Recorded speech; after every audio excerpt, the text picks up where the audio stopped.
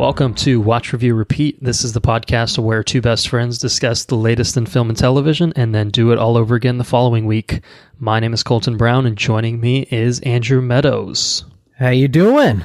Oh, I'm doing pretty well. I have a couple people with me that would like to say something to you. Oh gosh. All right, man. Let's see who they are. What's up, man? Hey. Hey, Andrew. Well, hello. How are you guys doing? Doing great. Awesome. You have to introduce yourself to the world. I'm Vonda. I'm Colton's mother. And I'm Bruce, Colton's dad. Well, thanks for stopping in. All right. Later. See you later. So that was my parents. I guess we can get going for this week then, right? Yeah, let's get it going, man. All right. Well, I guess before we get right into the news, I do have a couple things I wanted to talk about. First of which is our release schedule has been pretty wildly inconsistent over the past few weeks. I mean, more than it usually is. It's usually pretty bad to begin with. So I apologize for kind of the randomness of when we get the episodes out the door. We're trying to get these things out on a semi-regular basis, if nothing else. But sometimes life gets in the way and becomes a bit of an obstacle for that. So we're working on things as fast as we can. Of course, you can listen to the raw audio forms through Patreon if you're so inclined, if you're feeling that impatient. So that would be my suggestion. And outside of that, I did admittedly have a little bit of time to put together a bit of an April Fool's episode. So I hope you guys enjoyed that. I realized that Rick rolling is a 10-year-old meme, but I kind of felt like that added to the fun of it. Never gonna give you up. Never gonna... Wait, is that the right song? Yeah, that's the right song, isn't it? Yeah. That's the right song. Yeah, okay. Yeah, so, I'm sure most people probably put it together pretty quickly that 50 Shades Freed was not on our list of movies to cover, but... fun fact. I got a fun fact for it. Not necessarily a fun fact. It's a fun fact in regards to your... Actually, I could use this for my fun fact. Let me pull back. Finish your thought. Is this a pre-fun fact? No, I don't have two fun facts. So okay. I'll just use this as my fun fact. All right.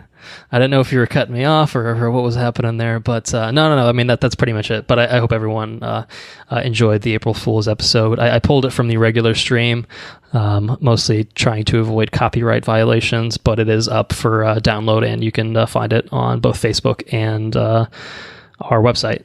If you just follow the URL from our tweet that we sent out on the 1st of April.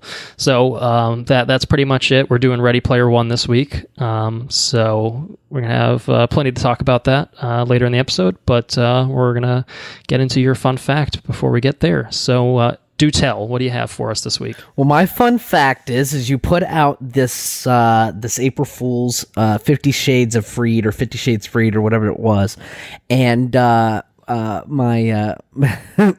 mom looked at it, and she says I get a phone call, and this was on Easter. Because that was when you put out the episode. So I get a phone call, and I pick it up, and hey, happy Easter. And she says, I hope this is an April Fool's joke. I said, what are you talking about? She goes, you and Colton went and watched 50 Shades Freed together? And I was like, well, yeah, we have a podcast. We cover all the movies. And she goes, are you being completely honest with yourself and with me? I was like, yeah, it's an April Fool's joke, man. I didn't even make it. This went even better than expected. I love it. Yeah, so my sexuality was called into check after your April Fool's joke. Well, I did put in the description that we review the final chapter of Christian or Anastasia and Christian's hot, steamy romance. I thought that was a nice touch to put in there personally. Yeah, so there's my fun fact. I appreciate that. It's a good one. All right, we can do the news then. We can start with a trailer for a movie called The House with the Clock in Its Walls. Now, all right. No, I assume you didn't really know anything about this before we watched the trailer. So, having now watched the trailer, what do you think about it? It doesn't look good. I'm not feeling it. No, I'm not feeling it. I like Jack Black. He's cool. But I don't know. I won't pay to see this in IMAX. What about two-time Academy Award winner Cate Blanchett? Was she? Yeah, I guess she is in it. Well, I mean, There's two people I like in it. I suppose it might be fine. Well, I'm honestly, the most fascinating thing about this movie for me is that it's directed by Eli Roth. I don't know if you're overly familiar with Mr. Roth's work, but he's traditionally a very hard R rated kind of movie director. He did the Hostels, didn't he? Hostels, I think he did at least the first two, yeah. He did, most recently, I think he did Death Wish that came out earlier this year, but he did like the original Cabin Fever, Knock Knock with Keanu Reeves, Green Inferno, which was like a cannibal movie from a few years back, and he's very much kind of in that genre more than anything else. He was also the Bear Jew in Inglourious Basterds. Yeah, the Bear Jew. Okay, yeah, which was an acting role that he was excellent in. But I found that his directorial work, I would say, for the most part, has not worked well for me. Very polarized, right? I think it's probably more bad than good. I don't think it's necessarily polarizing in that sense. I'm sure he's got a very small but active fan base, but no, I think that most of his work has not reviewed well. But I'm really curious to see what he comes up with here, because you've got Amblin Entertainment, which is I think Spielberg's production company, and like, I don't know, it just seems like a weird kind of crazy match of director with good talented actors and Jack Black and Cate Blanchett. It's got a kid. That's always troublesome. Well, hopefully he's not Charles Wallace bad. I didn't really get a good impression of his acting. He was mostly just looking befuddled at everything in the trailer. So I don't know. I think I thought that this could be a fun kind of kids horror movie. I think I liked it more than it sounds like you liked it, but I'm not going to go see it in IMAX either. Yes, I agree with you on that part. I think I don't know. I just kind of got Goosebump vibes. But that one was supposed to be pretty good, which I didn't see it. But I didn't see it, but I said the same thing at the trailer. It's like, that doesn't look for me. I don't know. The Jack Black similarity, it probably also helps. Yeah, I think that's probably it. And the kid horror vibes, I guess. I don't know. Yeah. I don't know. All right. Well, anyway, I brought it up because I thought it was just a very interesting mishmash of creatives involved. I just don't know about.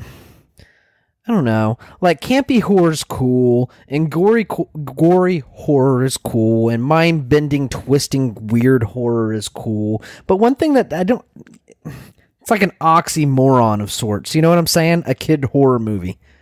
I don't know. I don't know. It just doesn't appeal to me. But I don't know. That's where I stand on it. Well, I guess we'll find out in September when it comes out, if we end up seeing it.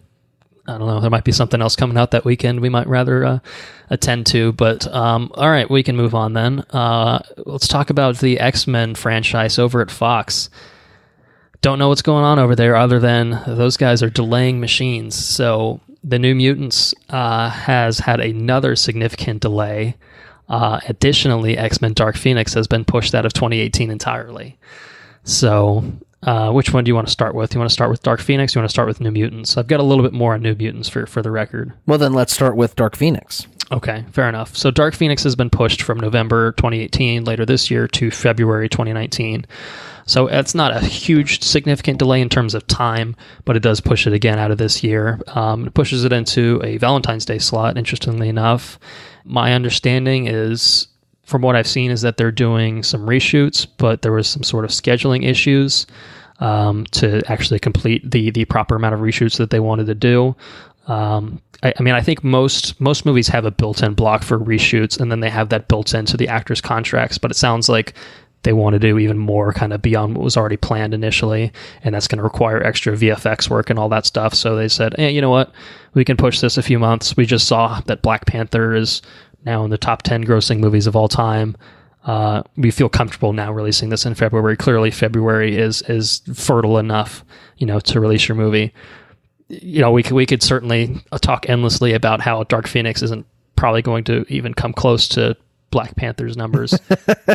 Its worldwide gross honestly might fall short of Black Panther's domestic gross, but we'll that's something that stranger things have happened, I guess. But I'd be very surprised. Let's put it that way. But that's kind of the story behind Dark Phoenix's delay. So that one's not overly significant. New Mutants, on the other hand, is a movie that's already been delayed, I think, 10 months already. So it was supposed to be out, I think, next week or 2 weeks from now, Right. from when we're recording this, and then they got pushed to February as well. It got pushed to February of next year, and then now it's been pushed again from February 2019 to August 2nd, 2019. So I mean, we roughly do the math on that. I mean, that's Lord have mercy. 16 months after its initial release date, if I'm not mistaken, somewhere in that range. So that's pretty insane. So as far as what's happening with New Mutants, I think what happened was the first push to next year was that they were going to add like a fully CG character, and they wanted a lot of time to do reshoots and have enough time to implement that character in there, which to me, adding a character once you've already filmed a movie seems like a real bad idea. But that was kind of, I think, what was happening. Now, as far as this kind of even bigger delay, pushing it to August, the reshoots are just even more significant than they were. At least 50% of the movie is possibly going to be reshot. Gee whiz. They're oh my again goodness. adding at least one or two new characters, and I think that the biggest probably difference before is that it was originally going for a PG-13 vibe of, being scary but not like really scary. But now I guess Fox is like, you know what, let's just go balls to the wall with it. So they're reportedly going for more of a rated R kind of scary tone with it. So I don't know if it'll actually be rated R, if they're just trying to make it more scarier, beyond what it already was. But it just sounds like a big old clusterfuck to me. It does. Dude, I don't know. Nothing surprises me with those people anymore. Yeah. It really doesn't. I mean, it's incredible. I mean, Jesus Christ, almost a year and a half. I feel like that's unheard of. I'm sure it's happened for movies of a smaller size, but for something I think that's kind of in some ways, I don't know that they're necessarily framing it as a tentpole, but I mean, it's an X-Men movie, right? So, I mean, that's a pretty big franchise to kind of pull this kind of shit with. So I'm curious to see what the track record of movies that have done this. I'm curious what their turnout was. Well, I think a lot of times, if you have a stinker on your hands, you'll kind of just dump it, when and bury it when people have forgotten about it. But I don't think that's the case here, because this there's already a lot of sunken cost into this movie. I think it's like, and they're adding so much more. I mean, CG right? character. Yeah, it's not like they're just like, crap, we'll just hold on to it and dump it when we can and just get our money back when we can. Like they're actively pumping more and more money into it. So I think it's kind of, I think when you look at historical comparisons, I don't know that you really have anything of this nature that's just going to be, getting pumped with more money, aside from, I guess, probably Justice League. I mean, I think that's probably the only thing that I can think of, certainly in recent memory, that had some obvious production issues, and the solution was more money, so. Well, I guess we'll see what happens with that. We will see. I did want to put on the record that I made a joke when we were talking on our Jessica Jones episode about New Mutants getting a delay. We recorded that before this news broke, so I think that's pretty incredible. And I also made it a point to put that as part of one of the news things that I put up on our April Fool's episode description. So I'm tooting my own horn here a little bit. I realized that, but I thought it was pretty good. I thought it was worth mentioning. Another thing I did want to mention, I feel like we've been talking about X-Men for entirely too long, and I apologize for that, but the last thing I wanted to put out there is that there was reportedly some news that Mr. John Hamm was going to be part of the New Mutants, but apparently he's not going to be part of it anymore. So he was supposed to appear as Mr. Sinister in a post-credits tag after the movie, and apparently they actually even filmed that whole sequence, and then Fox is like, no, we're not going to do that anymore. So he's out. Mr. Sinister is apparently out, and then Antonio Banderas is going to be apparently playing a different villain in another New Mutants post-credits tag. So I think that personally adds fuel to the fire that Fox has no fucking clue what they're doing, rather than them trying to perfect their craft than it is anything else. But again, we're going to have to wait and see. I think that's the best approach, because I don't know what else to do at this point with this damn thing, and we're going to be waiting a long time. Gee whiz, what a mess. So moving out of that and into the world of another comic book universe, the DC Extended Universe, Wonder Woman 2 has received another cast member in the form of Mr. Pedro Pascal, who you may know as the Red Viper from season 4 of Game of Thrones. Oh, yes. Oberyn Martell. He was also in the Netflix series Narcos, which I haven't watched, and he was also in Kingsman: The Golden Circle last year in 2017, which he was good in. Yeah. The movie itself was less good, but I think for some reason I mistaked him as Justin Timberlake. yes, that sounds very familiar. I believe you are correct. Sir. They look just alike, so I mean, They're spitting images. so there's no information on what role he's going to be playing in Wonder Woman. We do know that Kristen Wiig will be the villain Cheetah, so I don't know if he's going to be protagonist and antagonist, or really. I mean, there's no information as far as kind of what his involvement is. But I am glad that he is involved. He's a good actor. It seems like he's guy that should be in more things and hasn't been, so maybe this might prime him for a little bit more big time roles, because I mean this is a big time role, I would say, so I'm looking forward to seeing what character he ends up playing and kind of what his ultimate contribution is to the movie. And I'm curious to see if DC can manage a second good movie within their universe. I mean, if it's going to be any of them, I think Wonder Woman 2 has probably got to be the sure thing at this point. Yeah. All right. Well, I guess that's that then. We're going to talk about a movie. We're going to talk about Taika Waititi's next project, which unfortunately is not Thor for Valhalla, even though it should be. That's going to be one of his future projects. We'll talk about that in just a minute and get all of our listeners up to speed on what the latest is with Thor for Valhalla. His next project that we know he's going to be working on is called Jojo Rabbit, and Scarlett Johansson is in final negotiations to star as the lead in that movie.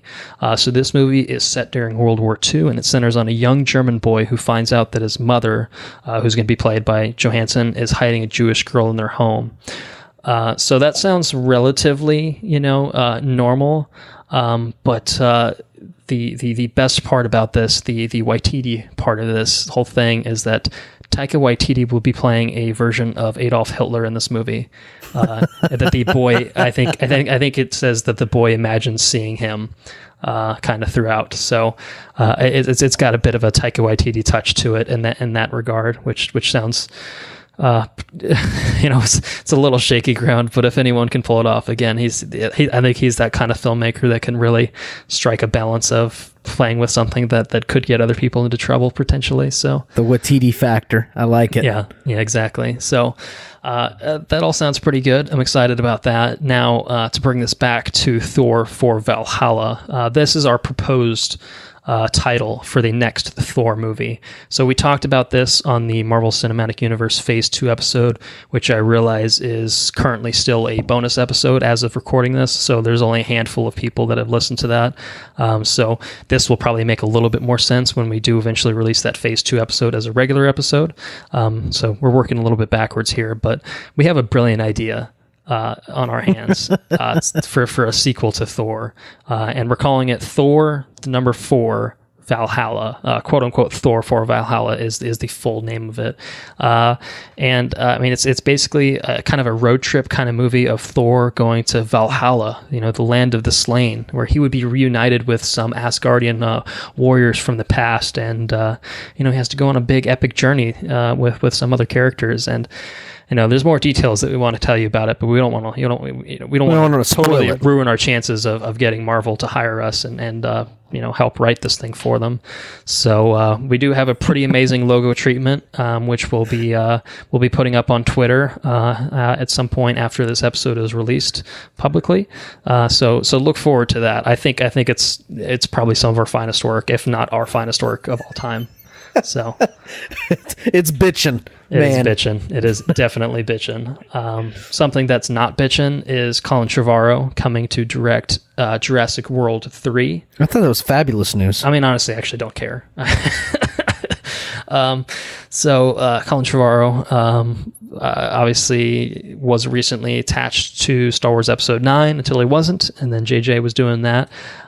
So I guess it kind of makes sense that he's going to get another big project to work on, and he directed the first Jurassic World. He did not do the upcoming Jurassic World Fallen Kingdom. That was J.A. Bayona, who was the director on that. So he's coming back for the third one. So it's actually in some ways actually mirrors Star Wars quite a bit, with the first and third being handled by the same director and the second one by someone else. So I don't know. I mean, I just kind of don't care too much about this franchise at this point. I mean, I'm going to see Fallen Kingdom, don't get me wrong. I'm more fascinated by it, just to see, like, is this movie as unnecessary as it looks? You'll see the next one too. You'll see 3. I'm sure I will. I'm sure I will. I mean, there's a lot of things that I see that end up being crap. That's fair. I'm curious. I am legitimately curious, because the story approach they seem to be taking with this next Jurassic World, just I don't know how to feel about it. I'm not enthused by what I've seen. Question is why? Yeah, exactly. I mean, I know why. First one made a lot of money. That's true. Made a lot of money. I mean, the why is the easy part to answer. It's just is this going to feel like an obvious cash grab? Because it is. We know it is, but it doesn't mean it can't be good as well. So I think that's probably the biggest question at hand. So right. I don't know. Last bit of movie news, and this is kind of non-news, I guess, in some ways, but I figured it's worth mentioning. There's a rumor floating about that Matt Damon, who recently did a cameo in Thor Ragnarok as an Asgardian actor, was apparently up, or at least Marvel was trying to get him on board for a villain role in the upcoming Spider-Man Homecoming sequel. And apparently Matt Damon has decided not to take that role. So there's really not much detail beyond that. There's no word on what the villain would have been or anything like that. It just, Matt Damon was up for it. He passed on it. That's kind of the start and end of it. But I don't know. I mean, there's so many good Spider-Man villains that they could use in a Homecoming sequel. So I'm honestly just equally interested to find out what villain they're going to be using for that movie. If I had any personal votes, I would say Mysterio would be a great direction to take. Yeah, it would be cool. Maybe Kraven the Hunter, I think would be good too. Kraven would be cool. I think it's safe to say we won't see Venom, which is fine by me. On Spider, if we're talking about Spider-Man news, or Venom news, just news in general, I read somewhere, and I thought this was, I don't know, I did not like the way it sounded. I read somewhere that Woody Harrelson's going to be playing Carnage. Okay, yeah, I actually did see that. I wasn't sure of the veracity of that rumor. I mean, it's probably true. Oh, God. Oh, no. I think at this point you just go full tilt with that movie, because there was I don't know if you saw this, but it was reported that the whole storyline of the movie leaked, and that you wouldn't actually see the Venom suit until like the last 10 minutes of the movie. What? What? Tom Hardy said it wasn't true. I think he was on like Instagram or some sort of social media, Twitter or whatever. He's like, nah, it's all bullshit or whatever. But I kind of think it still might be true. It wouldn't surprise you, right? I mean, there was a whole lot of not suit in that teaser trailer that we saw, so it's certainly in line with what we've seen. And I mean, if Woody Harrelson's playing Carnage, then I mean, fuck it. Just again, go full tilt with this thing. Who gives a shit at this point? Just let Sony just completely take this thing off the rails and ruin the Venom character even more than they already ruined it in Spider-Man 3. I mean, is there going to be a worse version of Venom character than the Eric Foreman Topher Grace version? It's entirely possible. I'm not putting it past him at this point. So, oh God, what does that even look? What does that even look like? Oh man! All right, well, I guess we could find out. We'll find out eventually, in I think October. I think it comes out in October. Fabulous! What a great birthday present. Yeah. We're really looking forward to it. All right, we can get into some TV news then. We got a trailer for The Handmaid's Tale Season 2, which I watched, even though I haven't watched Season 1. I'm like, I probably actually shouldn't be watching this. This is probably a bit of a big spoiler, isn't it? But I can say that what I did see, I was like, yeah, I should watch Season 1. I mean, it reinforced my desire to watch Season 1 at some point in my lifetime. So I'll let you kind of speak on this a little bit more, since you have kind of the knowledge walking into this to see how Season 2 is shaping up. Season 2 looks like it's shaping up in a big way. It looks like I don't know how deep I can get into it. It looks like they're retaining the mood, just that dystopian shithole that these women are living in. And it looks like it put some characters in some interesting places. So I don't know. It definitely looks like top tier television. I'm excited about it. Yeah. I mean, like I said, this is something that it definitely is something that I want to watch. I'm still surprised you haven't seen it. I there's a lot of shit that I want to watch. You know that. Yeah. Our listeners know that by now, that I have a very extensive backlog of things that I haven't watched that I want to watch. So this one is certainly higher up on the list, I will say. So I will try to get around to it before this season premieres on April 25th. But at least, I don't know, the good and bad thing with the Hulu approach is that they do release them on a weekly basis. It's true. So that gives me a little bit more time to at least catch up by the time the season gets closer to ending. But it also means that people that are already up to date have to wait on a week-to-week basis, which isn't, I guess, ideal. If you're trying to binge it all, it's not very conducive to that. But April 25th, season 2 premieres. So we'll maybe touch on it if either of us watch it when it starts coming out. We got another trailer for another top tier television show by the name of Westworld. Season 2 trailer. Definitely the most footage and coverage we've seen for this season. To date, yeah. A much better idea of kind of what we're looking at. I mean, in true Westworld fashion, it tells you pretty much nothing about kind of where the season's going, but at the same time providing more than enough to kind of being like, I'm fucking ready for this. Like, this looks so good. Tell you what I'm not ready for is weekly episodes. I'm not prepared to have to wait. Yeah, it's another weekly one, yeah. I say Westworld's not too bad for me on a weekly basis, though, because I mean, I guess I watched the first season on a weekly basis, so I'm used to it with this one. I think you probably binged it all, after the first season had concluded. But I'm a binger, dude. I noticed that about myself. I usually don't. Yeah, no, that's definitely fair. But I feel like, at least with Westworld, it's the type of show that I think that watching it on a weekly basis isn't all that frustrating, because there's usually so much within a single episode that there's kind of a lot to unpack, and kind of, it's the kind of show that you can kind of sit and ponder on for a few days, and that's true. It leaves you wondering and wanting, and then when you come back for the next episode, usually it satisfies the questions you had, and then poses like 10 more in response. So it's just that kind of show, but it's really good. And this trailer was fucking excellent. The heart-shaped box cover. Yes. Chills, man. They did the same thing with Black Hole Sun was the last one, right? Yeah. They've done a few kind of covers of this nature kind of within the show.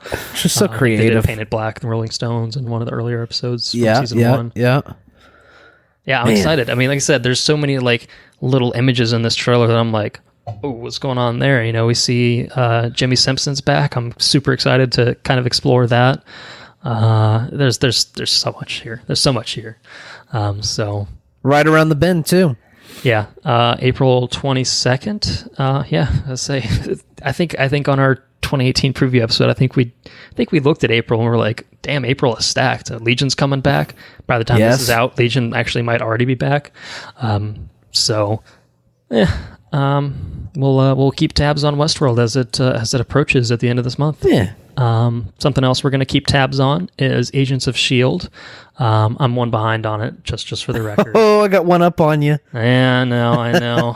I've been doing other shit, believe me, but I bring it up now because Deadline ran a network renewal kind of article a few days back talking about what TV shows are potentially up to be canceled, to be renewed, or what what's happening with them. And there's quite a few on this list, but for our personal interests, I bring up Agents of S.H.I.E.L.D. because I think it's the one we watched that has the most, will they, won't they kind of drama going on with whether they're going to cancel it, whether this current 5th season is going to be its last one. So the official line right now is that Agents of S.H.I.E.L.D. is quote unquote on the bubble and could go either way. Ooh. So honestly, that seems like positive news to me, because I have just been under the working assumption that season 5 is going to be it for it. Yeah, you've been saying that for a while. It's kind of been a blessing in its own way that it's even gotten this far.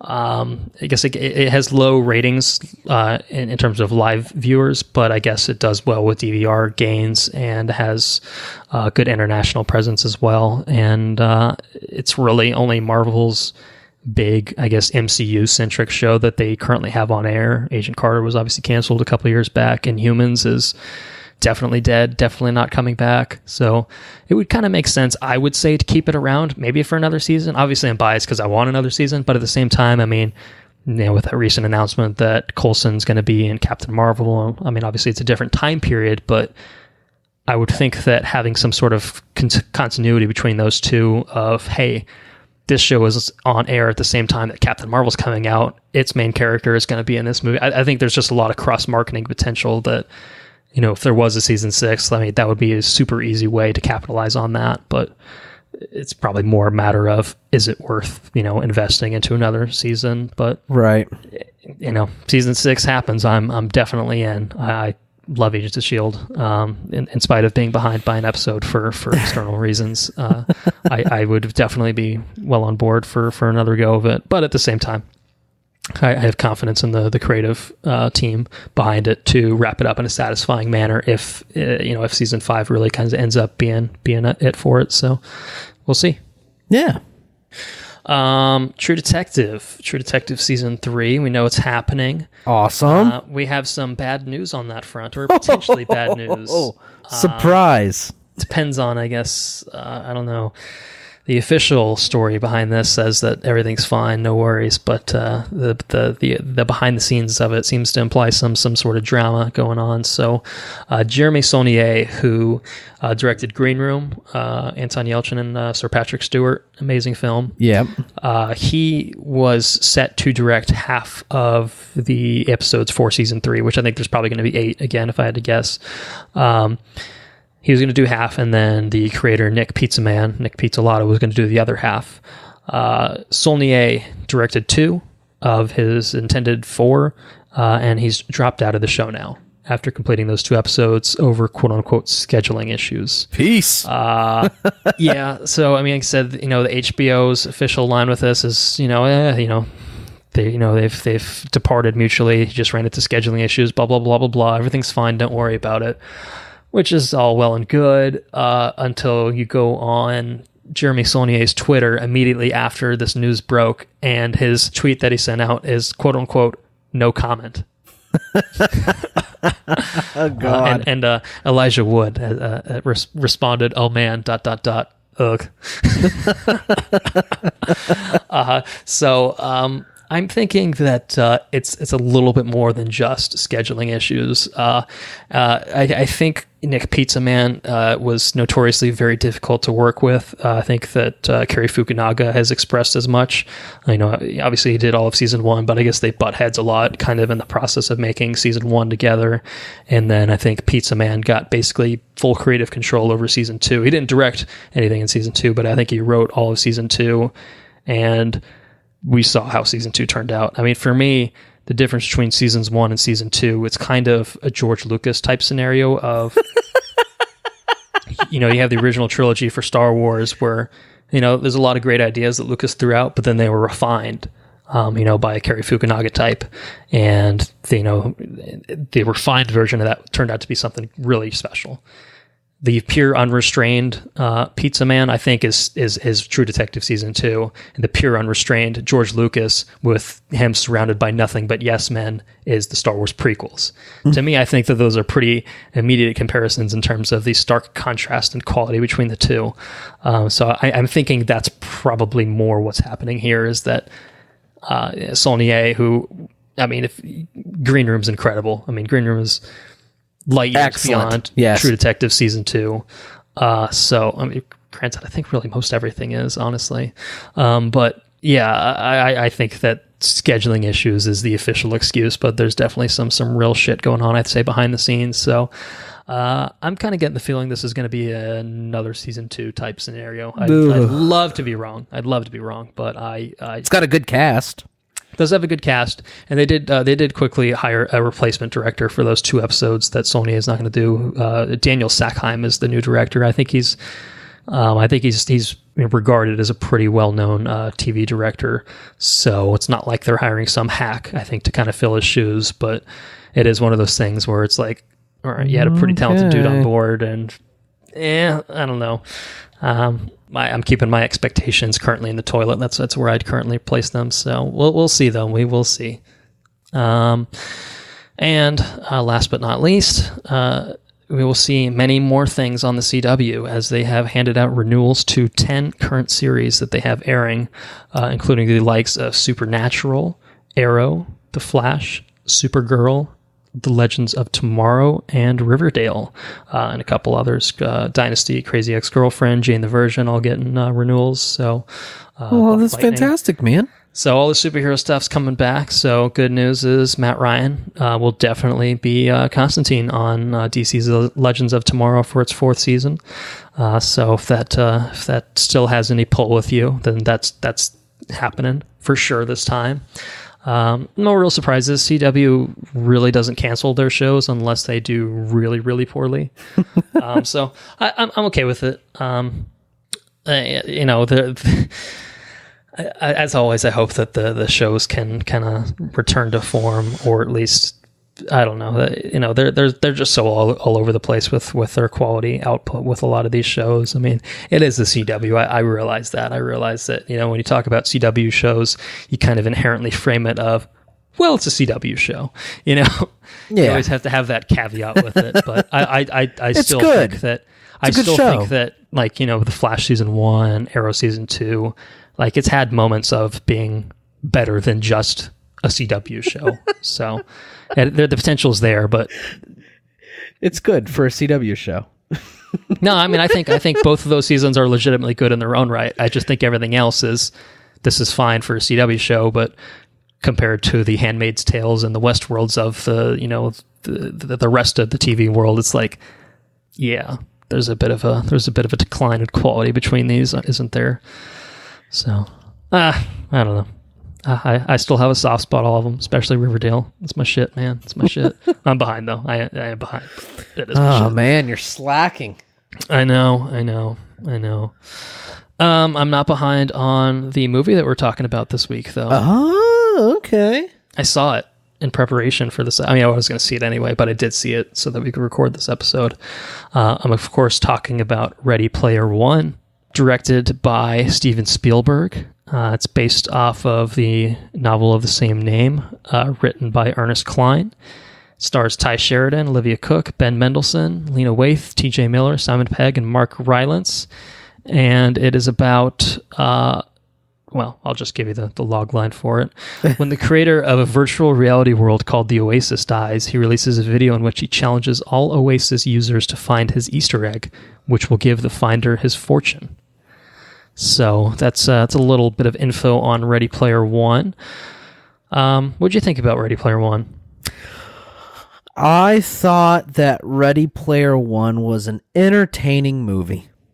Thought it was pretty good. I thought it was it's written okay. It's I don't know. It's an okay movie. It's fun. It's a fun movie. Lay back, relax, turn your brain off, check it at the door, go in and just watch a silly action movie. I mean, it's not even, I guess is what you would call it. I mean, I don't know.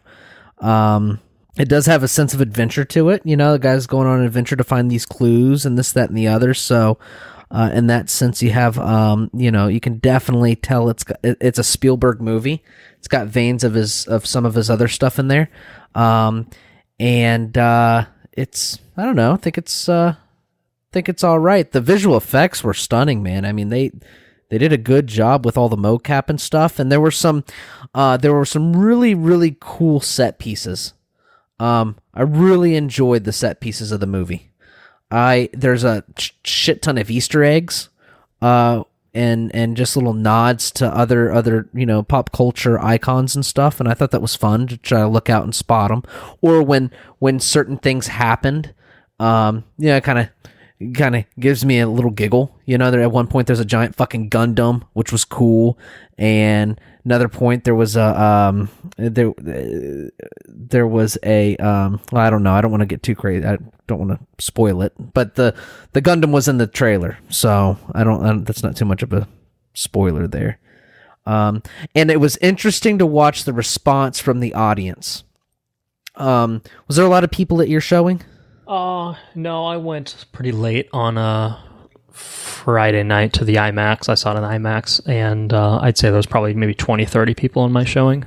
I saw it at a Saturday night at a normal at the Starlight, and at like 8 o'clock, and there were a bunch of it was predominantly a male audience, and it was a predominantly single male audience, and I swear to God, Colton, I'm sitting in the aisle seat. Okay, I was sitting over to the right, and it wasn't a packed theater or anything else, but there was a good number of people there, and I'm all the way to the right, and I look over to my left, and I can count probably 5, 6, maybe 10 people sitting on the edge of their seat with their arms on their knees and like their hands up to their face, and they were pumped, man. Like I didn't ever really get pumped about anything in the movie, but these people were pumped, and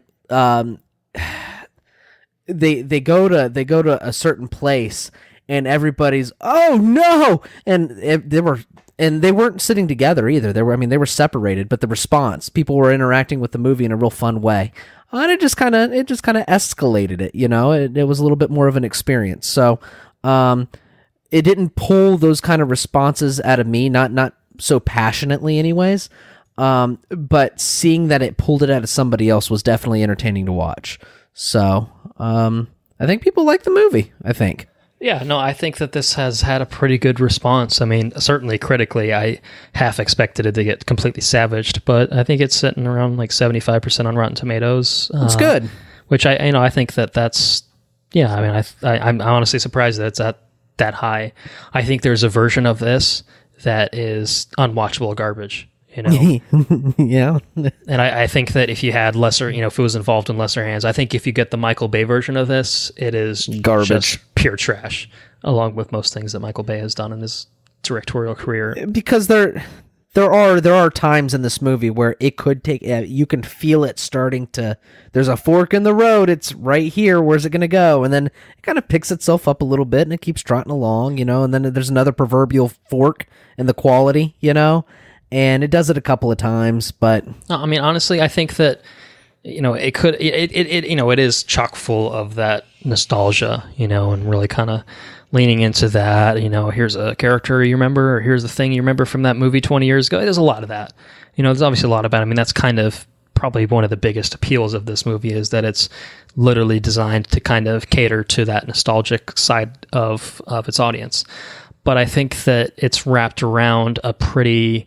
it's a basic story, but it has kind of the extra fluff that kind of carries it. You know, it's got the extra Spielberg touch where there's enough heart to the characters, to kind of the motivations and everything.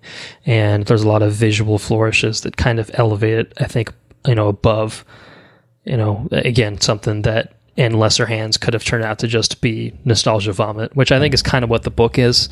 At least the various snippets I've seen of the book is it's literally just a list of like, these are my favorite video games from the 80s, or these are my favorite bands from the 80s and stuff like that, where it's just like pages full of just lists of shit from the 80s. And like, I think the book is kind of divisive. I think some people like the book a lot, and some people are like, this thing is written like a piece of trash. And I don't know where to fall on that. I think I actually have the audiobook version of it, and I'm kind of curious to listen to it. But I think that certainly translating stuff like that into a visual medium does it a lot of favors, because it's more interesting, certainly for me, a lot more interesting to look at something on the screen. Like, even if it's just a frame cluttered with, oh, here's all these cool characters from 10 different franchises. To me, that's more visually interesting than it is to read a paragraph about these are my favorite franchises from the 80s. Or even if it's just like, here's a scene with all these characters. Like, I think even just seeing a visual depiction of that really kind of elevates it in some ways. So I think that my impression kind of going to this is that I was hoping that Spielberg could take the general framework of it and elevate it, and I think that he did a really good job with it. It has issues. Don't get me wrong. I think it has issues. It's not a deep movie at all. I think that it shines when it's actually in the Oasis, which kind of surprised me in some ways. And I was kind of surprised at the ratio, I would say, between kind of the Oasis and the real world. I mean, it's probably a good 70-30 split in favor of the Oasis, I would say, at a minimum. I'd be curious to see what the numbers on that actually kind of reflect, but I expected a lot more real-world setting to it, and we didn't get that much of it. At least not with the protagonist. I guess we got a lot more of the antagonist side of the storyline. I think is more probably where the real world aspects of it kind of come into play, which is interesting. I mean, the bad guy is rooted in the world. You know what I mean? He's a very worldly man. Whereas the good guy he spends his life in a virtual place. And that's called out on him multiple times, and that was almost the moral of the story, is that balance between both worlds. Exactly. Yeah. Exactly. Well, I think that's what makes the villain a good foil, is that the villain is so rooted in that other world, and that's kind of why he's opposed to him. Throughout the storyline, obviously there's more to it than real is good and virtual is bad and stuff like that. It's not nearly as simple as that, but I think that does make it kind of interesting in that regard, to kind of have those differing viewpoints and kind of how they come into clash with each other. So yeah, that's an interesting kind of concept. I liked that aspect of it. But I guess kind of just getting back to general thoughts before we kind of jump into our recommendation and then into spoilers, where we can get a little bit more in depth with some of that. Yeah, I mean, I think you kind of really talked about most of what I wanted to talk about. I mean, I think visually it's really, really, really gorgeous. Particularly the Oasis sequences. I was just really surprised at how good those looked. I mean, we saw those hideous ass posters that they did where they put those characters into other movies like Matrix and a couple others, and I was just like, that is not a good sign. But I thought that within the context of the Oasis, they looked really good, and I thought that the voice work for that was really well done. The soundtrack I thought was a nice implementation of some classics, without kind of being Suicide Squad-esque over the top of here's a famous song every 5 seconds. It felt a lot more balanced than something like that did. I don't think it's quite as good of as like a Guardians or a Baby Driver type thing, but it had good moments where it felt like it belonged. Right. And it's just a really likable movie. I mean, I had a good time with it. I had a rollicking good time with this movie, I will say. It's a lot of fun. I mean, a lot of the nostalgia stuff, a lot of the references and Easter eggs are stuff that I like, and so it's cool to kind of see it, on the screen, and it's fun to see it used in unexpected and kind of outlandish, in some ways.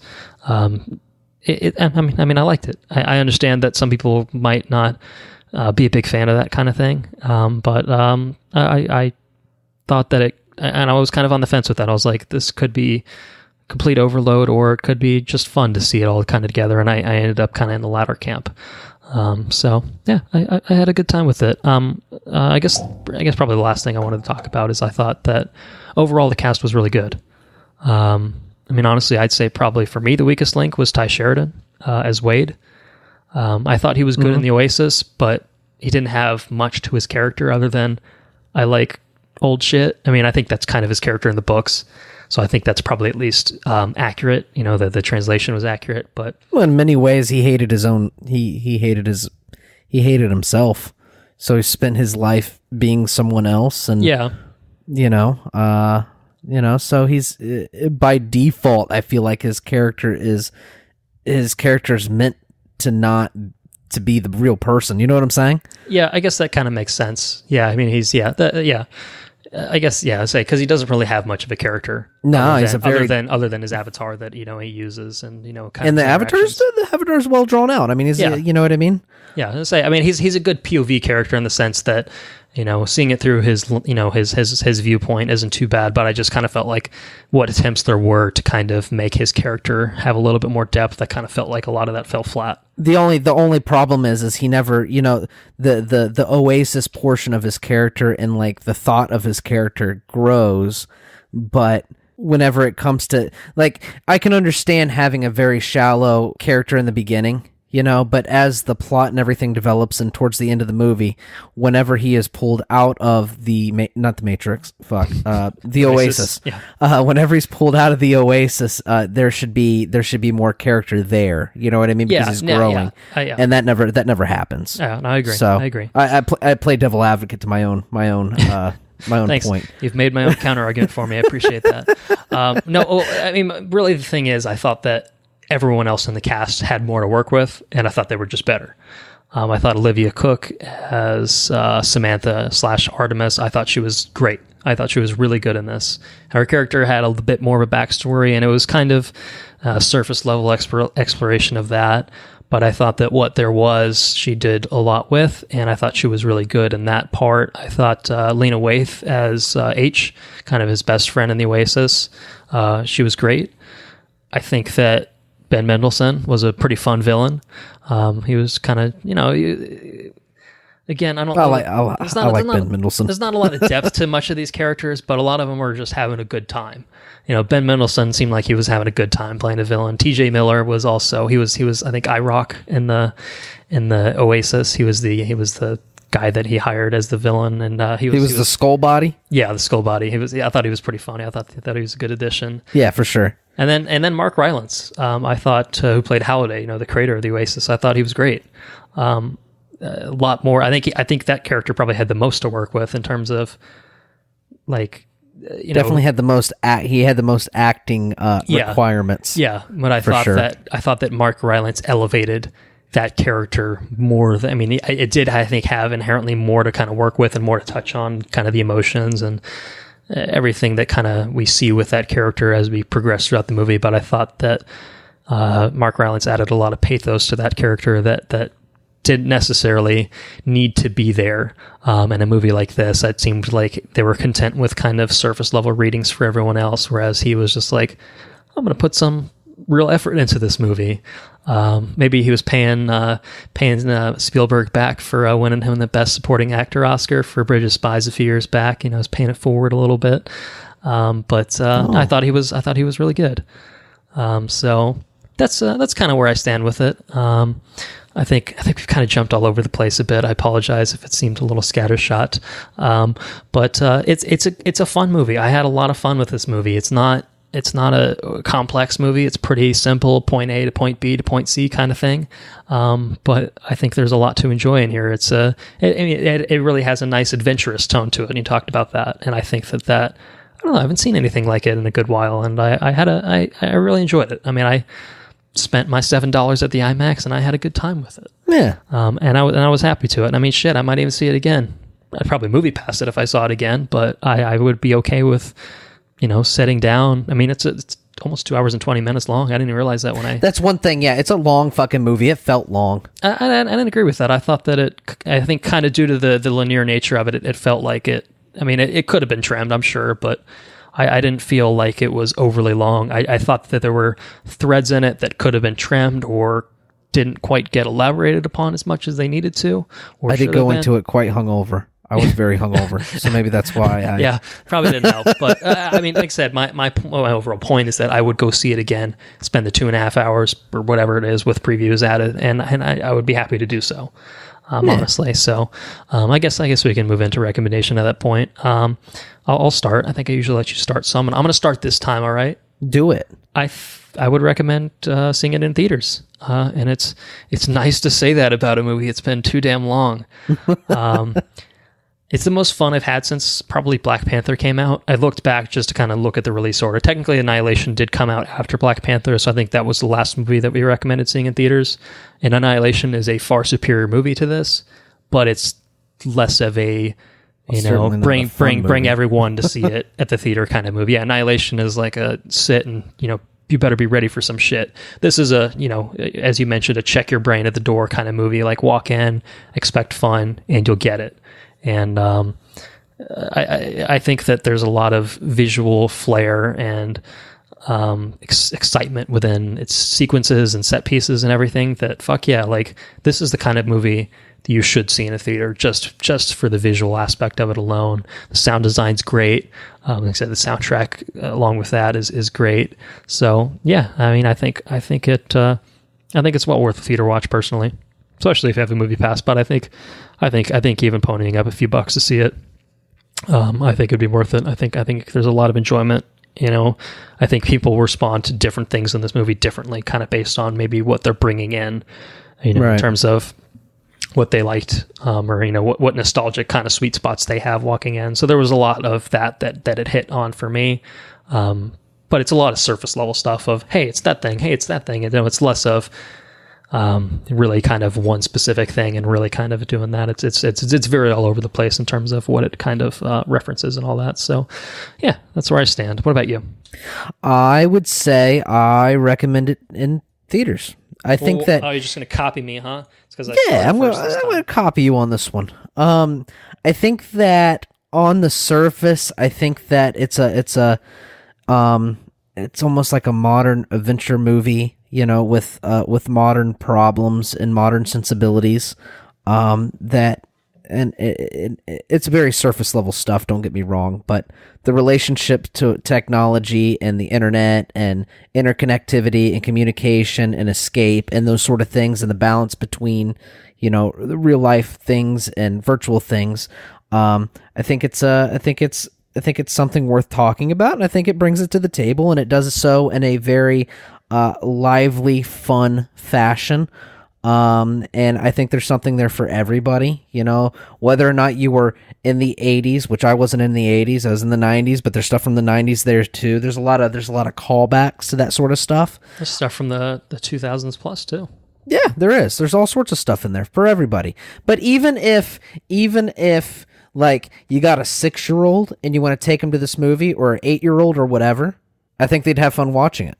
You know what I mean? I think there's it doesn't matter what age group you take to see it. I think they'll have fun watching it.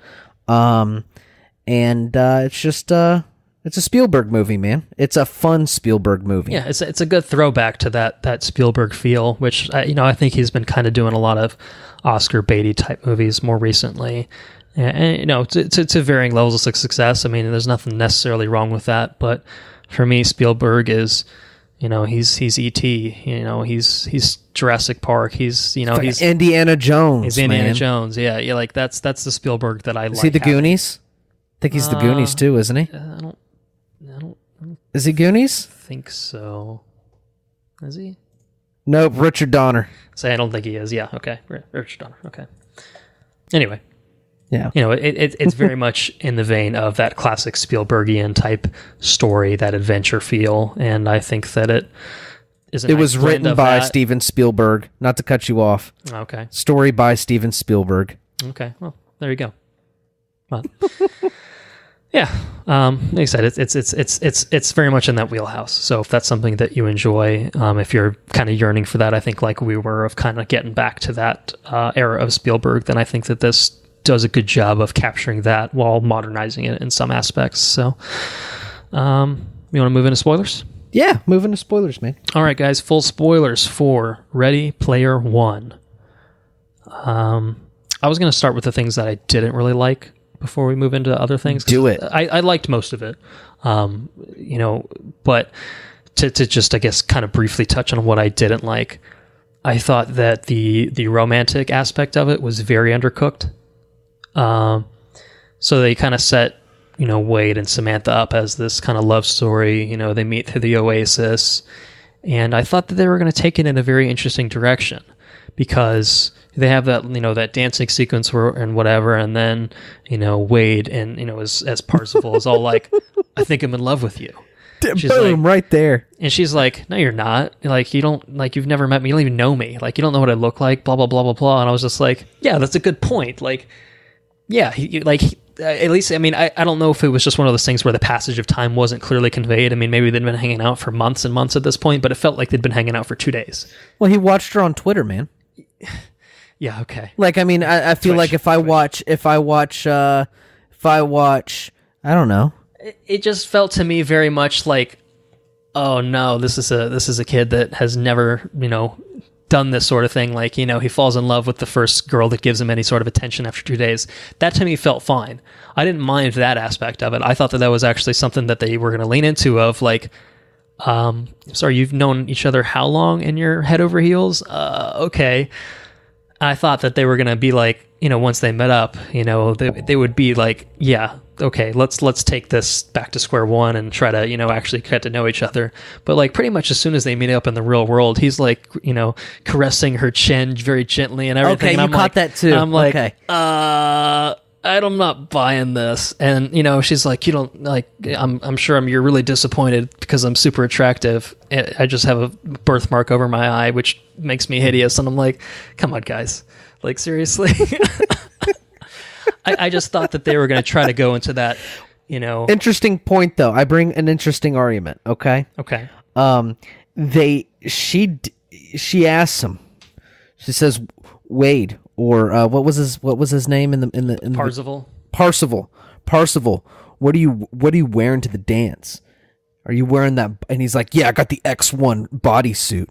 And then she starts caressing his balls. Right? Sort of, yeah. Yeah. She's just a so little grinding action, yeah. Yeah. So Wade's coming in his pants in his suit, okay, in the real world, and so the first time they meet up, the fuck, he's gonna touch her face. She's already she's already given the virtual rub off, right? So I don't know. I feel like it's I mean, I definitely called it out. I was like, dude, that's so fucking awkward. He's already touching her chin and all that. It was really weird.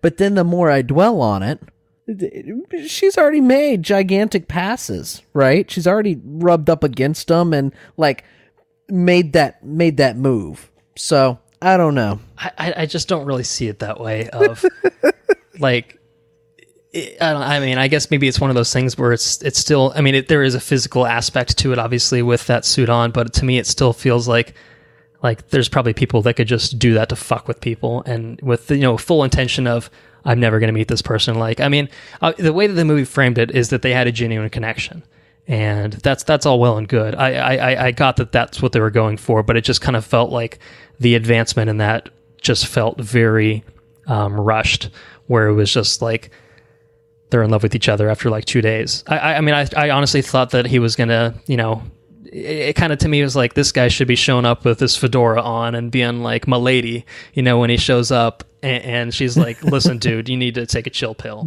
Like I thought that they were the approach they're going to take, but pretty much from the get-go, they're like, no, they were both really into each other. Which is fine. I just felt like that was very undercooked. The whole thing of it was just like, I'm not sold on this relationship between the two of them. Now, even by the end, I really wasn't sold on it between them. They say they're cute together and whatever. I just wasn't sold on the whole of it, of them kind of being really into each other. See, you know what I thought?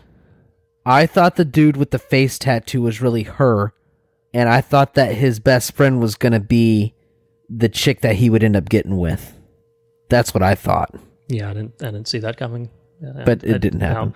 No, I mean, it's a pretty predictable movie, I think, in a lot of ways. It doesn't really... I'm just telling you, that's what I thought. Now, I was pretty hungover, like I said. But the friend says, dude, it could be some dude living in his basement. Well, honestly, I knew pretty much walking in that was going to be... his best friend was going to be a female character. Right. Mostly just because I saw on the poster... and I'd seen from the marketing, we'd seen kind of the real world version of Lena Waithe in the truck with him and stuff. So I kind of put it together pretty early on that that's what was happening, is that, especially when she's overtly referencing, like, you don't know what anyone looks like, you could be getting catfished or whatever. I was just like, yeah, that for me just solidified the fact that, H was female in the real world. That's something that I just kind of, it was obviously framed as a surprise within the movie itself. So that was just something that I kind of just put two and two together pretty early on. It didn't impact my enjoyment of the movie, but I just kind of, it's like, it's pretty on the nose for me. But, anyway, the only other thing that I didn't love is I thought some of the real world stuff just didn't totally work for me.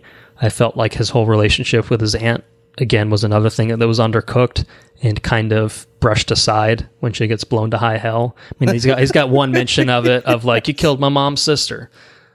And then that was kind of it. After that, he was like, yeah, I'm good. Everything's fine. You know, I understand that obviously they didn't have a great relationship. You killed my aunt. It's nothing. You killed my mom's sister. I was going to say, his only connection to his aunt is that she was related to his mom. That was the only reason he even cared in the first place.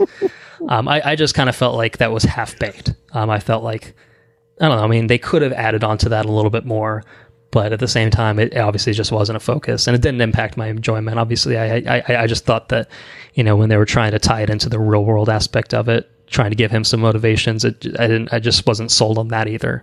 And the only last thing I wanted to mention was when he meets up with Samantha and she's all like, "Welcome to the Resistance," and I'm like, "What Resistance? What are you even talking about?"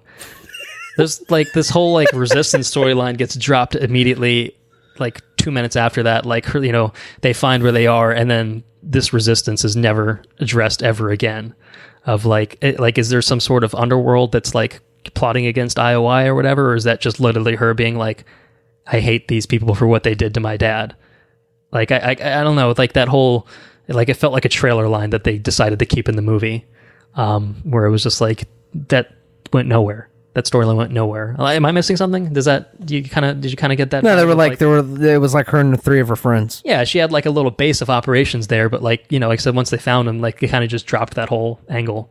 You know, it was more of, we're just going to go for the Easter egg. You know, we're trying to solve the whole thing. Like, we're going to beat IOI to the punch. It was less of a, I don't know. It didn't feel like a resistance to me. It was just kind of. And IOI, don't get me wrong, IOI was a terrible fucking company. Like I mean, I guess they rallied the troops to kind of, you know, fight against them. So I guess there was some of a resistance, but I don't know. That whole thing kind of just felt kind of, I don't know. It was a little shoehorned. It was definitely. Yeah, it was shoehorned in a way that I was just like, I mean, honestly, you could cut that entire line of dialogue right there, and I think that would eliminate really most of my concerns of, it's not a real resistance. I thought they did do a good job of painting them as a, you know, dystopian future, high power, maniacal businessman enslaves all these people. You know, I thought they did a good job with that, but the resistance was like non-existent.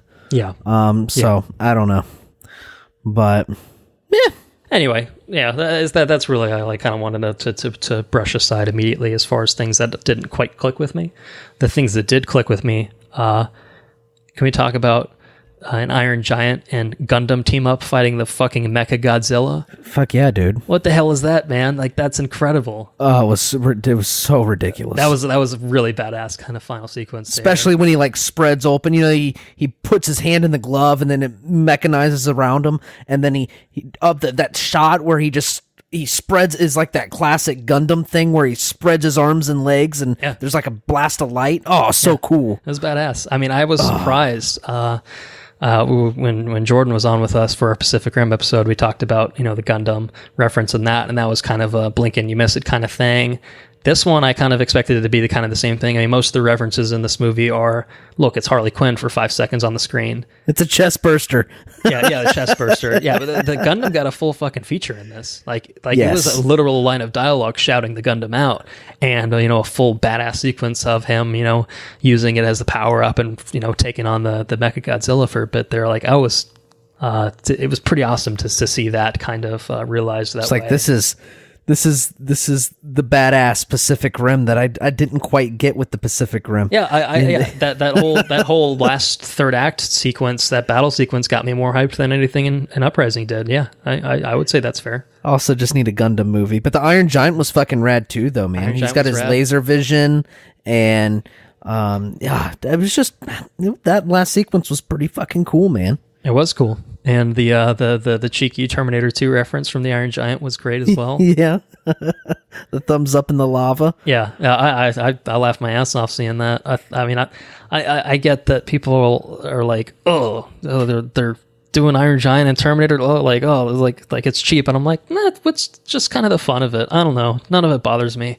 Like just seeing random ass shit, it's cool. You see the bike from Akira, you see the DeLorean from Back to the Future, you see fucking King Kong, Battletoads, Teenage Mutant Ninja Turtles, Batman's around there. Goro, she walks around in a Goro skin from Mortal Kombat for like a hot minute. Just random shit. Tracer popping up from Overwatch. It's fucking Chucky, just little shit. Like I enjoyed that. I mean, I get that it's cheap and kind of, obviously meant to kind of evoke that, oh, look, it's that thing kind of thing. How about the fucking Shining, dude? I didn't mind that. Yeah. Fucking hotel. Oh my God. That was so awesome. Can we table that conversation for just a minute? Yeah, I'll table it. I'm sorry. Okay. Well, I get excited. I understand because I do agree with you. I think that's a fantastic sequence. But let's just go through the challenges. You want to just go through the challenges briefly and spoilers, so we'll hit on. Yeah, and then we can hit on the little Easter eggs and shit in between each challenge because they're packed full of them. Yeah, whatever we want to talk about. But I mean, so the first kind of key that they have to go through that big race sequence that they go through, which I thought was a really good way to kind of start the movie with a bang. I mean, it doesn't quite literally start there, but that's pretty early on in the movie, and I thought that was a really badass sequence to kind of... Especially with that DeLorean, man. He has that DeLorean that swoops underneath that... I think he swoops underneath like a semi-trailer or something. Yeah, something like that, yeah. Yeah. That was the first time I giggled in the movie. I was like, oh, that's so fucking cool. I mean, just the dynamics of that whole scenario were really, really exhilarating. I thought that was a great introduction to kind of just the craziness of the world of the Oasis and kind of what's possible there. Yeah. I mean, it's just a super kinetic sequence. Like it is one of those things where there's a lot of shit going on in the frame, but it's I don't know. I mean, as just kind of a visual overload and sound design overload, I thought that, yeah, I mean, go big or go home, and I liked that. I liked that aspect of it, and there are the obvious kind of things that you see in it. They say that the T-Rex kind of fucking with everyone, and little bits here and there that I thought they're really great. Got that King Kong. King Kong, obviously, yeah. I mean, I really liked that sequence as kind of a first challenge. I thought that was good. I've seen a lot of people kind of bitching online and being like, well, if this thing's been around for a couple of years, you tell me no one's driven backwards. And I was like, yeah, but I think you can kind of apply that logic to pretty much anything in this movie. Or like, there's a lot of people with lots of time on their hands that probably would have tried literally every single nook and cranny to kind of get this shit and absolutely figure it out. So that's something that, yeah, you're not wrong, but you're missing the point, man. Yeah, it's like, I'm just here for the ride. I get where you're coming from, but it's not a plot hole necessarily. It's just it's a contrivance, I'd say, more than anything else. But yeah, do you have anything else on the race you want to talk about? It was cool. It was kind of Attack of the Clonesy. There was a lot of shit on the frame. But it was very kinetic, and I just echo your complete thought. I really enjoyed that DeLorean, though. That DeLorean was fucking cool. Mm-hmm, mm-hmm. Yeah. All right. Well, the second challenge, to get the second key, was that recreation of The Shining that you just talked about. So I apologize for cutting you off. I'll turn you loose now. That Shining sequence, man. They go to The Shining to get the second key, and it takes place at the fucking hotel. What was it called? I can't remember. Overlook Hotel? The Overlook Hotel. That's it. Yes. And that's where there was a guy sitting on the edge of the seat, and then it was very much the Overlook Hotel. So the moment you see the stairway and the typewriter, mm-hmm. The dude started losing his shit, and then the guy went crazy when he opened up that I think it was 273, room 273. Or whatever. Yeah, it's 237. Yeah. 237. Yeah, the dude says, "Oh no! Oh no!" I laughed my ass off. I thought it was great.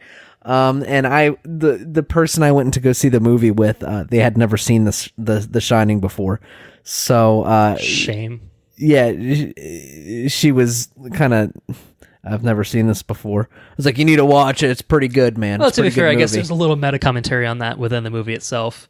The H character hasn't seen the movie, so she's kind of, I guess is the character technically.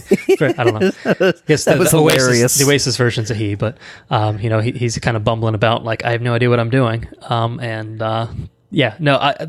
that whole sequence. You don't know how to get out of here? Yeah. Hey, naked lady. Yeah.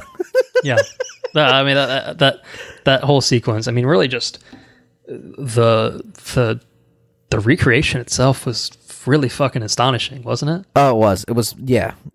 Probably, I mean, don't get me wrong, Gundam was cool, okay? But I don't know, that Shining sequence was pretty spectacular. See, the thing is, like, you know, with like the Gundam and really that whole sequence is, it feels you very... expect that. Well, it's not even that, it's that it all feels very animated. You know, like that's just the style of it. Whereas I felt like when they dropped you into the, you know, the world of The Shining, I was just like, oh shit! Like it looks like they just literally dropped us onto the set from the Kubrick days. Yeah, like just that visual recreation of it was just really, really breathtaking, I thought. And I enjoyed not knowing I was going to get that. Yeah, no, I agree. I think the surprise of that was really, really awesome too, and how much they leaned into it. I mean, I guess we didn't quite see Jack Torrance. We didn't quite see Jack Nicholson there, but it was close. There was an axe going through a door. I would say it was definitely implied who that was. Those who have seen it do know quite what was going on there. But no, I thought that was a really fantastic sequence. I would say it's my favorite moment, I guess. Yeah, in the movie for me personally, is just that whole sequence there. I thought was great. Yeah, definitely my favorite. I thought it was spectacular. Yeah. The last key that he gets, well, it's kind of framed around that big battle sequence, you know, but the actual Easter egg itself is finding the first, I guess, Easter egg in the game Adventure, which, again, you think that people that are literally called Gunters, you know, the Easter egg hunters would be like, that's probably one of the first things they'd try when they realize that's kind of what they're supposed to be doing for that. But again, contrivance more than it is necessarily a plot hole. But I thought that the challenge itself wasn't really all that interesting. And, you know, I think that was less the point of that sequence and more just the holy shit, you know, just absolute craziness going on with that whole battle sequence between, you know, all these random Avatar characters and IOI and all that stuff, which, you know, when you have, again, a fucking Iron Giant and Gundam versus Mechagodzilla tag team battle, like, I mean, it's pretty cool. I don't know. The whole movie's pretty freaking neat, man. Yeah, it's a lot of fun. I mean, there's too much to like here. I understand that it is kind of a reference a minute, maybe probably more of a reference a second, I guess, honestly. And you know, it is kind of very over the top. But I think dude, did you see the Firefly? Yeah, the fucking Gundam comes out of the Serenity. Yeah. Oh, it's so fucking cool. Yeah, like that's just like. I mean that's something that might fly over some people's heads. Is like, you know, they're thinking about the Gundam. They're not even realizing what fucking ship he's flying around in and that it, you know, drops out of. Like that's just I mean, how many movies are you going to see where a Gundam pops out of the goddamn Serenity? I can guarantee it's one, unless they make a sequel and do the exact same thing again. It's one. It's exactly one. You can count on one hand with one finger. It's just so cool. Yeah, but yeah, it's pretty good. In many ways, though, I think that, I mean, like I said, there's something there for everybody. But it's almost like a tailor-fit movie for people like us. I agree. You know? Yeah, I agree. It definitely is. Certainly, I think there's enough there that you know, you see your 6-year-old that doesn't have a lot of nostalgia for things that happened in the 80s and 90s for some reason. They're still going to enjoy this movie, you know, just at the surface level reading, they're going to enjoy it. And then you've got the nerds like us that are like, look, it's that thing. Look, it's that thing. I mean, I wasn't physically calling that out. I wasn't, it's a Gundam. You know, I wasn't that guy. There were people that way. But there are people that I'm sure will do that. Or, that's the Gundam, and it's in the Serenity! You know? I'm not that guy, but you know, my innards are be like, that's pretty cool. You know, I'm like, oh, that's pretty cool. You know, like I get like a moment of excitement, you know, like, and there was a lot of little moments of excitement for me of like, I did giggle. Cool. I did giggle quite a few times. I laughed at certainly some of the more overt references. Like I said, the thumbs up into the lava. I definitely laughed my ass off just watching that because I was just like, yeah. Fuck it. I didn't see it going that way, but I respect that they went that way. I thought that was too much fun. So I on the whole, I really liked it. I thought that it ended well. I thought it was a strong ending. I liked, you know, that meeting between Wade and Halliday. I thought that was a really strong kind of emotional set piece to kind of end it on. and I thought that it kind of tied everything together. I mean, some of it was a little silly towards the end, where the gang of the mob's all like, "You're not going to get to him in that van," and then he like whips a gun out, and they're like, "Oh, never mind, you can come in. It's fine. Don't worry about it." Yeah. I was just like, "All right, so much for that mob." But no, on the whole, I thought that it all came together very nicely and in a very enjoyable manner. And I would see a sequel. I don't think it needs one, but I think it's doing fairly well. It's doing actually pretty well in China. I think it's the highest grossing movie that WB has ever put out over there. So wow, they finally got something going. So I mean, sequel wise, I mean, how would you feel about a sequel? I guess it just depends. I mean, if Michael Bay's involved, no. It's a delicate. I feel like it's a delicate thing, this movie, you know, because like you said, there's a lot that could have gone really bad. I mean, just really wrong. And I mean, in a lot of ways, I think it walked the line, Yeah. In other ways, I mean, quality wise, I think it walked the line. I think regardless of I don't think you'll be able to pull fun out of it, but yeah, I mean, I would watch it. I'd give it a shot. I would like it more if Spielberg was involved, of course, because I think this is, I don't know, it feels like it's in the veins of his style, so. Yeah, I feel the same way. If the right creatives are involved and everyone's kind of game to come back and do it, then I would be willing to watch a sequel. But I do think that this is something that certainly is capable of standing on its own 2 feet and just kind of being a one and done if that's what they choose. But money talks. I mean, that's really. I think it would be a fun movie. I think it'd be a fun movie to make. Yeah. You know what I mean? How to craft all sorts of, if you can continue to drop the Easter eggs, you know what I mean, and keep having that sort of stuff. Probably not as fun as Thor 4 Valhalla, but no, nothing will be as fun as Thor 4 Valhalla. Fuck. It's gonna be so good. It's gonna be so good. I mean, we don't know when it's coming out. We're still working on the fine point of it, but yeah. All right. You got any parting words for Ready Player One?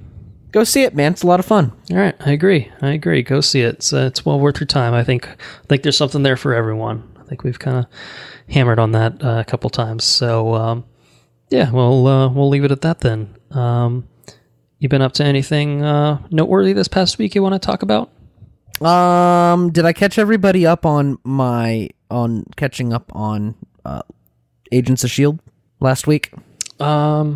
I don't remember exactly what we talked about. I think you were behind last week. I think last time we recorded, you had not watched the 4 episodes that had come back since the break. Okay. So well, I watched. There have been 5, so you're through 5. So I'm 1 behind where you are, but I'm all caught up, and it's not a spoiler for you on this the latest episode, but that episode where you find out about some lineage things kind of punched me right in the feels, and for the first time I got a little teary in Agents of S.H.I.E.L.D.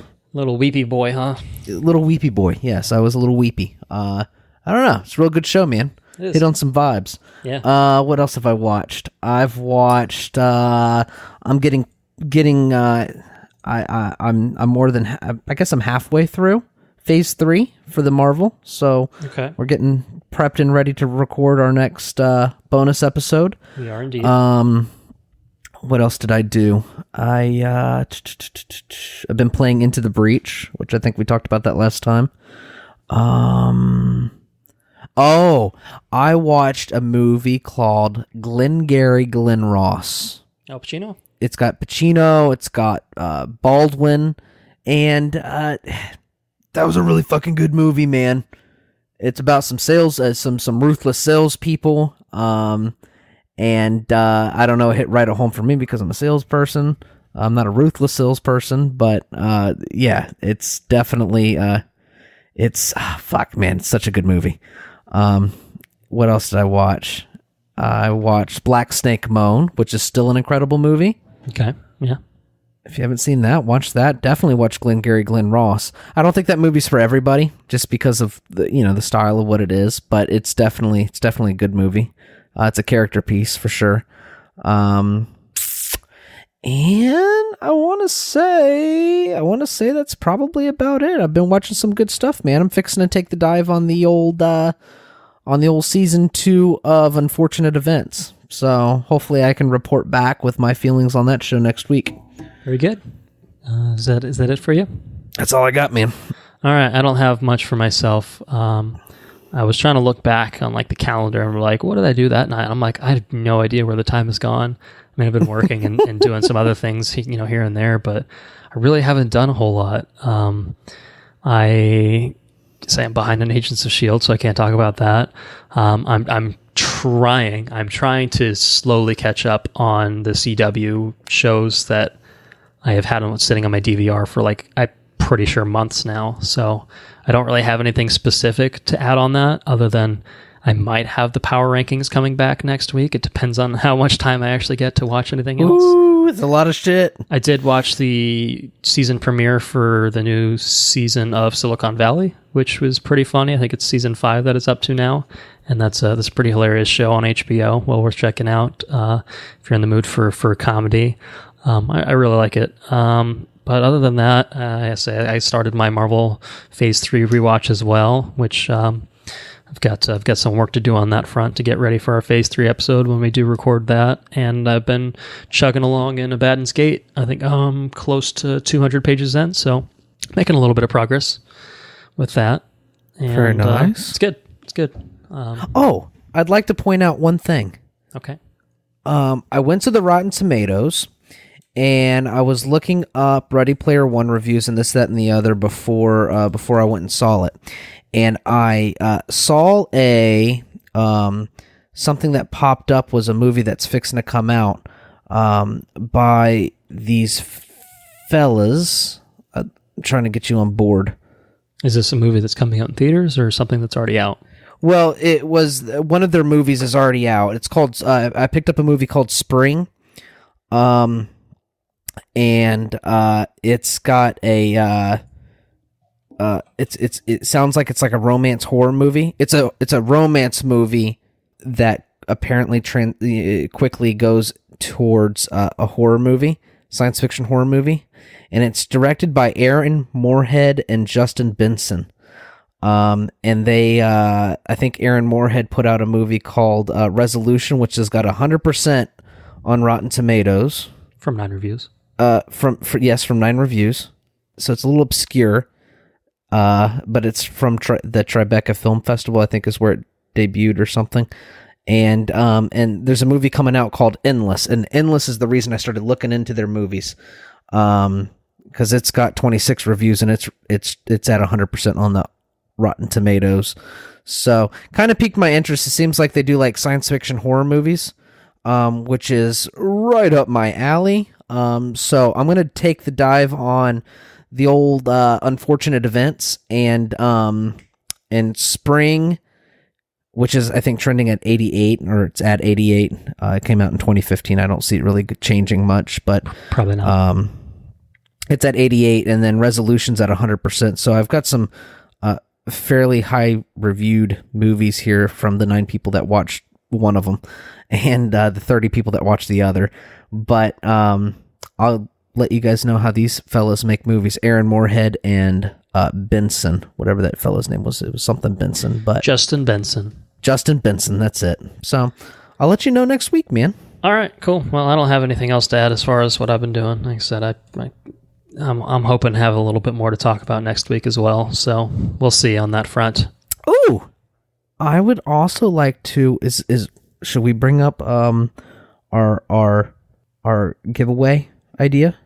Yeah, you can. I don't think we have anything specific ready to give away, but you can talk about the general idea for what we're going to be doing. Sure. All right. Well, everybody listening should be excited to know that we are trying to figure out logistics and on how to or what to start doing. But I think what we're going to start doing is we're going to start giving away digital download for movies. So Colton has quite the extensive collection of movies, and I am I'd like to think I'm catching up. I think I'm a ways away, but and I think what we're going to do is we're going to start doing entries and giveaways for digital downloads. So it's up for debate what we're going to start the giveaway with. But be looking for an update on the social medias for that, because that is something that is going to be coming down the pipeline here sooner rather than later. Yeah. We're working on the logistics and details on that, so definitely keep an eye out for that. So there it is. You heard it here first. You heard it here first. You did indeed. All right. I think that will do it then. Thank you guys for listening. If you enjoyed what you heard, spread the word. Jordan can go fuck himself because he doesn't like our rhyme. I'm sticking with it. No. Sorry. We should fuck you, man. I wasn't saying that to you. I think you enjoyed the rhyme, right? You like the rhyme, right? That was what I told him. Probably doesn't even want to see Thor 4 Valhalla. A dick. Yeah, that's another one that's coming down the pipeline. A lot of exciting things coming down the pipeline here, folks. Well, speaking of things that are coming down the pipeline, our Marvel Cinematic Universe Phase 3 episode will be coming soon, later this month, in fact. But as of now, you can go listen to our Phase 2 episode, exclusively available through our Patreon at patreon.com/watchreviewrepeat, or through the premium section of our website, which is www.watchreviewrepeat.com. So check either of those to check into that and get early access to all of our regular episodes before they are available as part of our regular feed. The socials that you want to keep an eye out on for announcements and stuff, we're on Twitter at WRRPod. You can search for us on Facebook, Watch Review Repeat, like us that way. And that's pretty much it. If you got questions or comments or anything you want to send our way, you can send it to our email account, which is watchreviewrepeat@gmail.com. Our intro and outro track is Mechanolith by Kevin MacLeod, licensed under the Creative Commons by Attribution 3.0 license. And the next episode that we're going to be recording is also on something that is currently sporting a 100% fresh rating on Rotten Tomatoes, and that would be A Quiet Place. Still 54 fresh, 0 rotten. I just checked as we're recording right this second. So it begins. What's his face from The Office? Jim from The Office. He's gunning for that Who Won the Year award. He's gunning for it. So he's off to a good start. He's off to a pretty outstanding start. Yeah, 8.1 average rating. Hot damn! Looking forward to it. I'm really looking forward to it. That gets you more excited about something, doesn't it? It does. Yes. So, all right. Well, we'll have to press pause there and pick up once we've seen the movie. And we'll see if we agree with those early reviews. So stay tuned for that. And I hope you guys have a wonderful day, evening, whatever the case may be. We'll see you next time. Catch you on the flip side. Ladies on the Menjay? Yeah, that's it. I was waiting for you to say it, dude. I almost didn't take the bait, but... Oh, you took it. I had to. So... See you later. Bye.